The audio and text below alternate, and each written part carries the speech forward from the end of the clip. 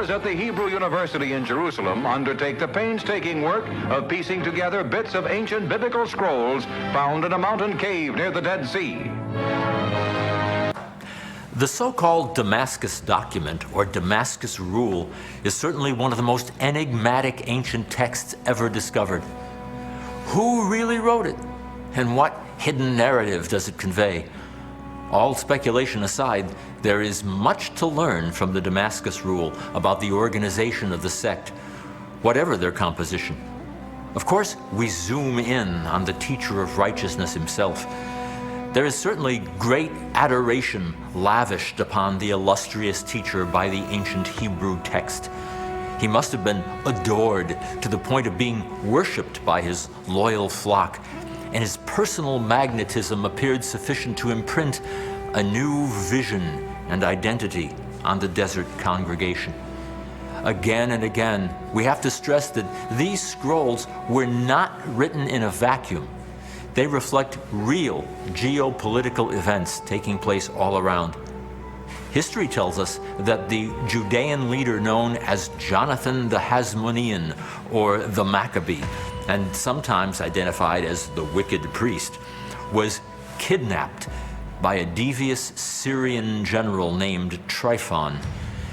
Even though a king's ransom was delivered up to procure his release, Jonathan was treacherously murdered and the money kept. Jonathan's surviving brother, Simon, now took the helm.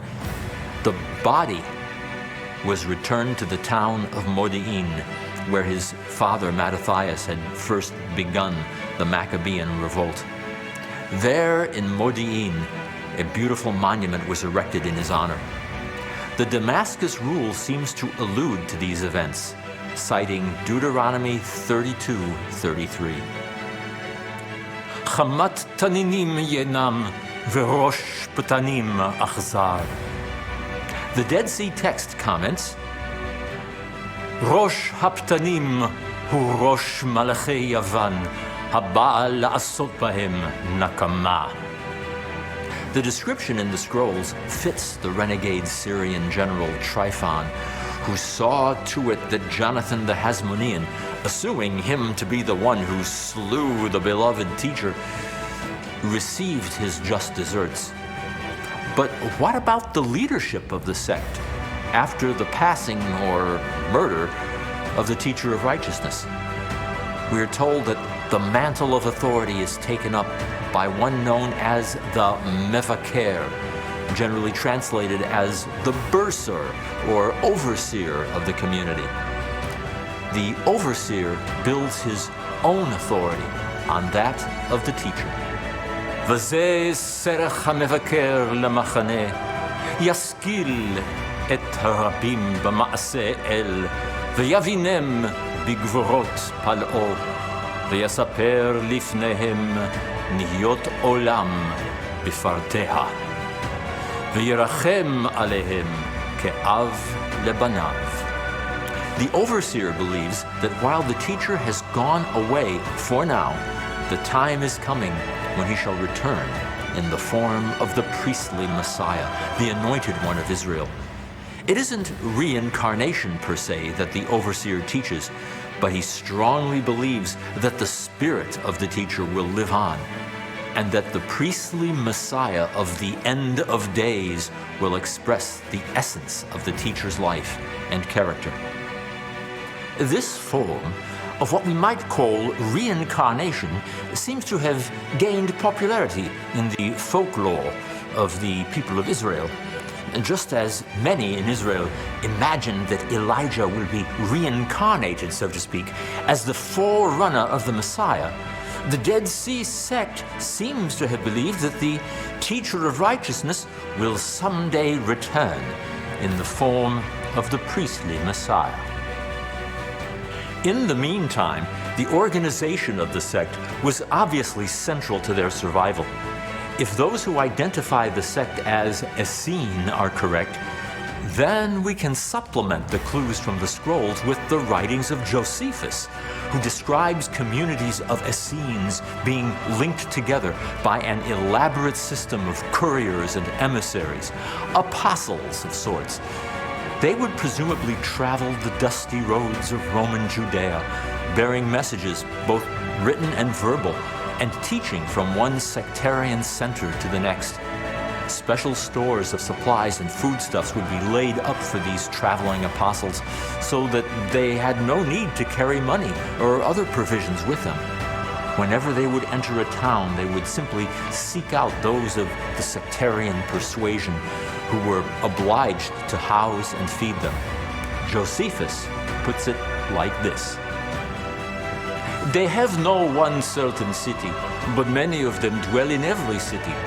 And if any of their sect come from other places, what they have lies open for them, just as if it were their own. And they go into such as they never knew before, as if they had been ever so long acquainted with them. For which reason they carry nothing at all with them when they travel into remote parts, though still they take their weapons with them for fear of thieves. Accordingly, there is in every city where they live one appointed particularly to take care of strangers and to provide garments and other necessaries for them." Hercule Poirot here. In dispatching these emissaries, we have a possible parallel with the later behavior of Jesus of Nazareth, who dispatches his disciples saying, "I send you out as lambs in the midst of wolves. Carry no purse, no bag, no sandals, and salute no one on the road.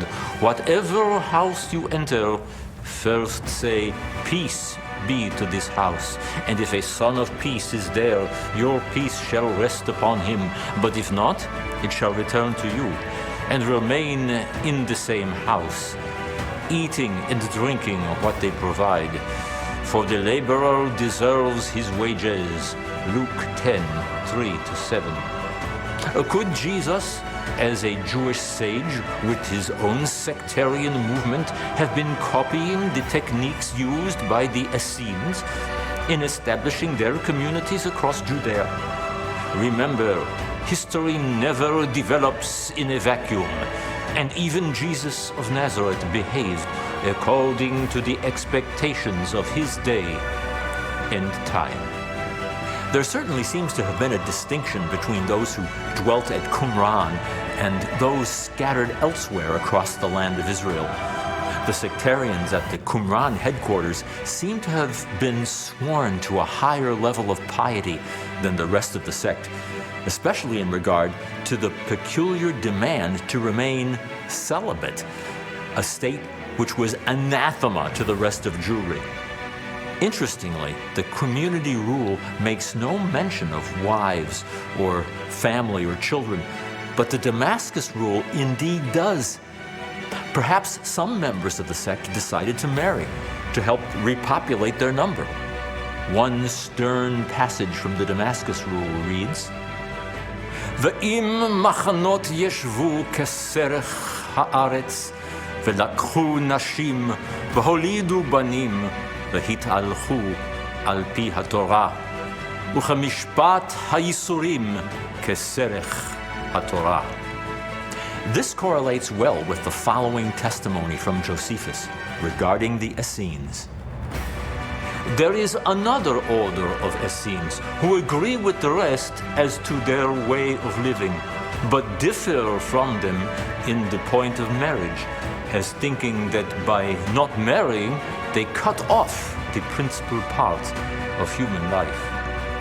We still ask, how must the celibate ones have gotten along with the family-oriented sectarians during those years away from their desert headquarters? It is a matter of conjecture.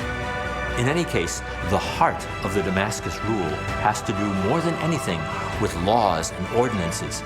It is, after all, a legal code, laying out a Jewish yet sectarian system of jurisprudence, in which judges were to serve from the age of 25 to 60. As the scrolls record, עד 10 אנשים ברורים מן העדה, לפי העת 4 למטה לוי ואהרון, ומישראל 6 מבוננים בספר ההגי וביסודי הברית. It is fitting to point out that no trace of the Book of Meditation or of the constitutions of the covenant has ever been found. It is one of the many mysteries surrounding this ancient cache of documents. As might be expected in a document focusing on the Zadokites, priests were especially prominent in the community and were tasked with seeing to it that a strict regimen of rules was followed. We read in the text, וזה סרך מושב המחנות, המתהלכים באלה בקץ הרשעה, עד עמוד משיח אהרון וישראל, עד 10 אנשים למועט, לאלפים ומאות ו50 ועשרות. ובמקום 10 אל יימש איש כהן מבונן בספר ההגי, על פיהו ישקו כולם. When it comes to jurisprudence and the nature of the sectarian statutes, there was certainly great stringency demanded of each member of the assembly. For example, Sabbath law was notably strict, and a good deal of Dead Sea Scroll material is concerned with it. Al hashabat lishamra kemishpata, al ya'as ish bayom hashishi malacha, min ha'et asher yihye galgal hashemesh rachok min hasha'ar melo'o. Consider also this passage. Al yeled ish bahema bayom hashabat, ואם תיפול אל בור ואל פחת, אל יקימה בשבת.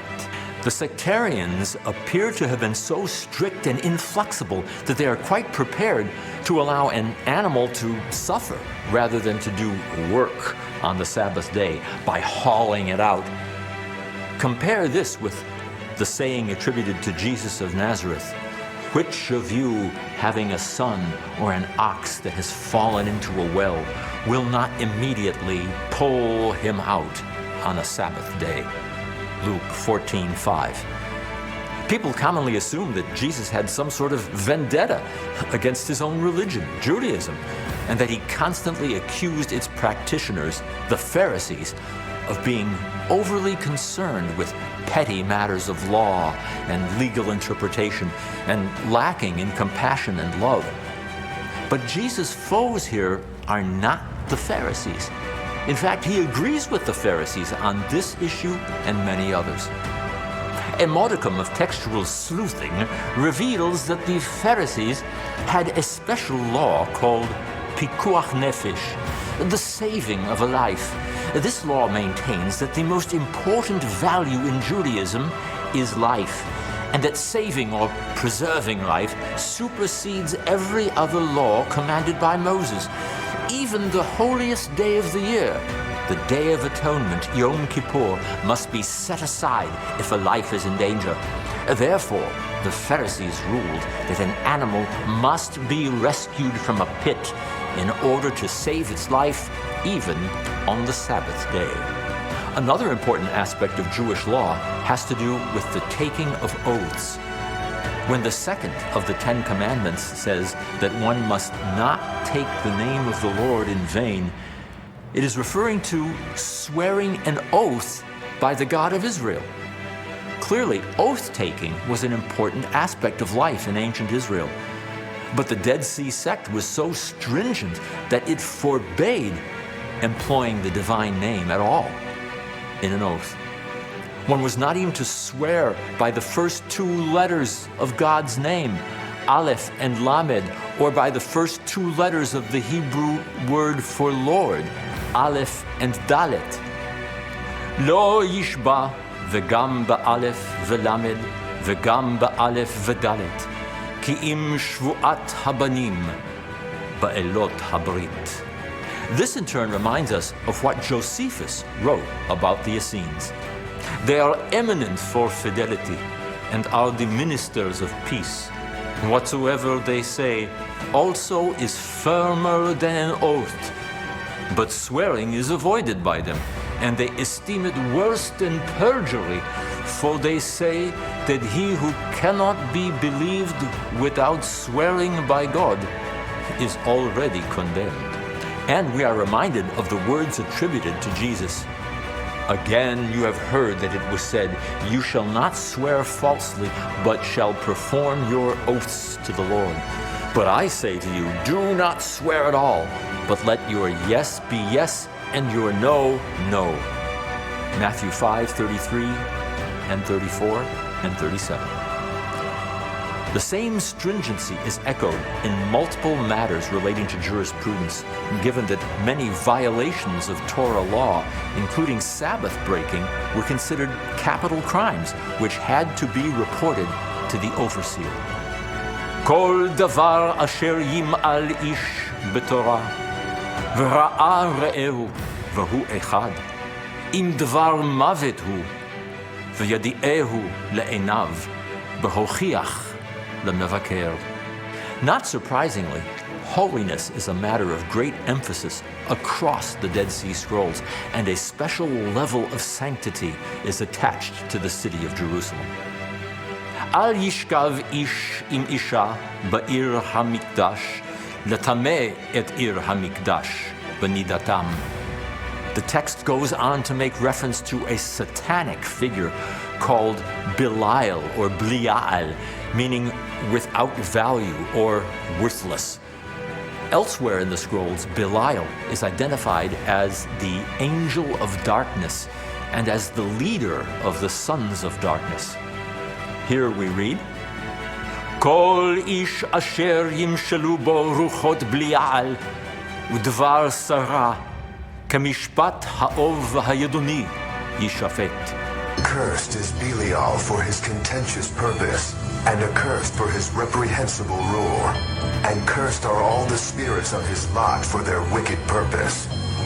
Judaism is strictly monotheistic and makes no room for an anti-God figure such as found in Christianity. But the scrolls offered testimony that in Second Temple times, a sense of religious dualism was in fact tolerated. Some speculate that the influence of Zoroastrianism from the East brought into Judaism the idea of Satan as a distinct figure of supernatural evil. A belief in this opponent of God subsequently found expression in the New Testament, in the words of Jesus and of the Apostle Paul, who queried, "What harmony is there between Christ and Belial?" 2 Corinthians 6:15. The stringency of the sect also extended to their diet. Al yishkatz ish et nafsho b'chol hachaya v'haromesh lechol v'chol hachagabim b'minehem yavo'u ba'esh o b'mayim ad hem chaim ki hu mishpat briatam. The mention of locusts also brings to mind the diet of the character known both to the Christian Gospels and the writings of Josephus as John the Baptist, whose diet consisted of locusts and wild honey. Might the famous Baptist have been in some way connected with the Qumran sectarian? In the final analysis, we can say without exaggeration that a fundamental aspect of sectarian identity was its exclusivity. They alone were the sons of light. Everyone else, including fellow Israelites, were sons of darkness. Members of the sect were to refrain from all commercial dealings with such outsiders, unless with the permission of the overseer. Ve'ish mikol ba'ei brit el al yisa, ve'al yiten livnei hashachar, ki im kaf lechaf, ve'al ya'as ish davar lemakach, ulemimkar, ki im hodia lemevaker. The overseer was likewise consulted on matters of marriage and divorce, which at the very least tells us that this segment of the Dead Sea sect was by no means celibate. As in the Torah, divorce was an acceptable practice, though in all cases the strict code of biblical law, supplemented by the many additional regulations of the sect, was to be followed scrupulously. No deviation was tolerated. ואשר לא יחזקו באלה, לא יצליחו לשבת בארץ. It's no small wonder that Solomon Schechter, when he first laid eyes on the broken fragments of this most mysterious document, was immediately impressed by the rigorous legal code it outlined. Rabbinic Judaism, as it has come down to us, is noted for its moderation and its liberality in interpreting Mosaic law. This Zadokite document, as Schechter described it, appeared to have come from a very different world than what the rabbinic sages envisioned. It took over half a century for the missing pieces of this textual puzzle discovered in the caves of Qumran to bring to light the true authors and the true message of this central document of the Dead Sea sect.